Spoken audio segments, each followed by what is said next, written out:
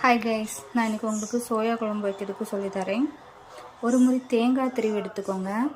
2 pinch மஞ்சள் தூள் போட்டுக்கோங்க.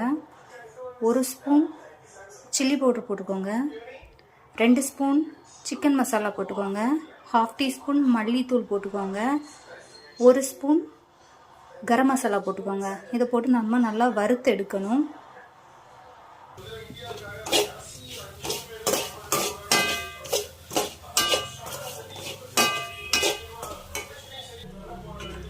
இந்த மாதிரி நல்லா ட்ரையாக வறுத்து எடுத்துக்கணும்.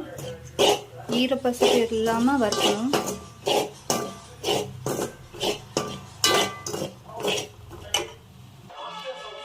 இந்த டைமில் சோயாவை வெண்ணெய் தண்ணியில் கொஞ்சமாக சால்ட் ஆட் பண்ணி ஊற வச்சுருக்கேன்.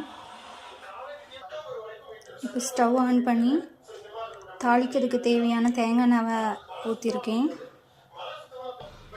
தேங்காய் எண்ணெய் நல்லா ஹீட் ஆனோன்னே கடுகு போட்டுருக்கேன்.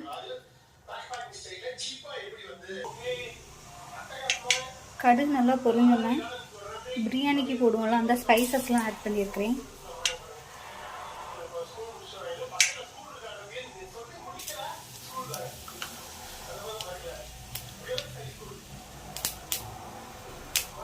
அது கூட கொஞ்சம் ஜீரகமும் ஆட் பண்ணியிருக்கேன்.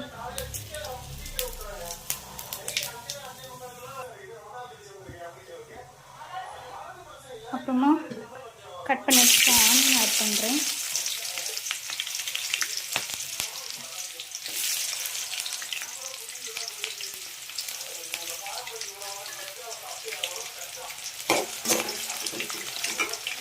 இது கூடவே ஒரு கொத்து கறிவேப்பிலை,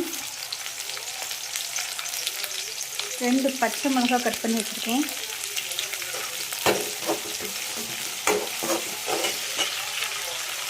நல்லா வதக்கணும்.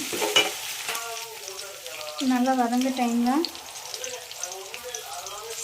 இஞ்சி, பூண்டு, நல்ல மிளகு, ஜீரகம் இதெல்லாம் சேர்த்து அரைச்சி வச்சுருக்கேன்.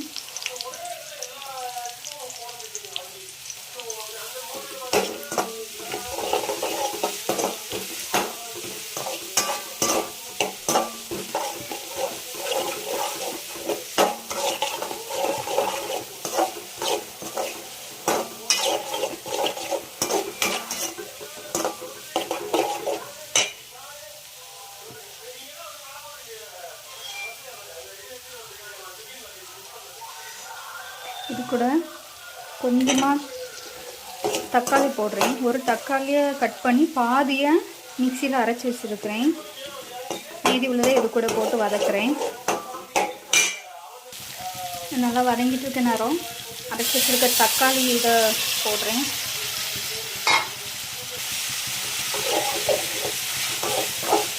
நல்லா வதக்குங்க. தக்காளி, வெங்காயம் அதோட ஸ்மெல் எல்லாமே போகணும். அதனால் நல்லா வதக்கணும்.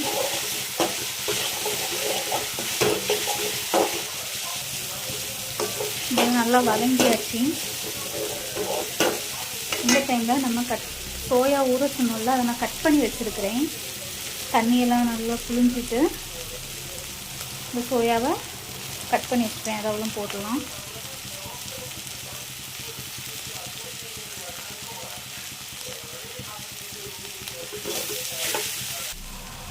இந்த டைமில் கொஞ்சமாக தண்ணி ஆட் பண்ணிக்கலாம். தண்ணி ஆட் பண்ணோன்னா நம்ம அரைச்சி வச்சுருக்க தேங்காய் பேஸ்ட் அதில் தட்டிடலாம். இதுக்காக நம்ம ஸ்டார்டிங்கில் நம்ம வறுத்தோம்ல அதுதான்.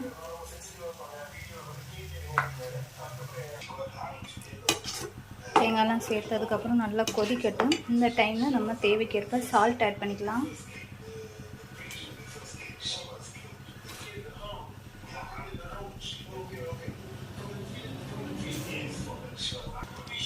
நான் 1.5 ஸ்பூன் சால்ட் ஆட் பண்ணியிருக்கிறேன். நீங்கள் டேஸ்ட்டு பார்த்து உங்களுக்கு தேவைக்கேற்ப ஆட் பண்ணிக்கோங்க. இது நல்லா கொதிச்சாச்சு. இன்னும் 2 நிமிஷம் நல்லா கொதிச்சோன்னா ஆஃப் பண்ணிடலாம். இது நல்லா கொதிச்சாச்சு. இப்போ நம்ம ஸ்டவ் ஆஃப் பண்ணிடலாம்.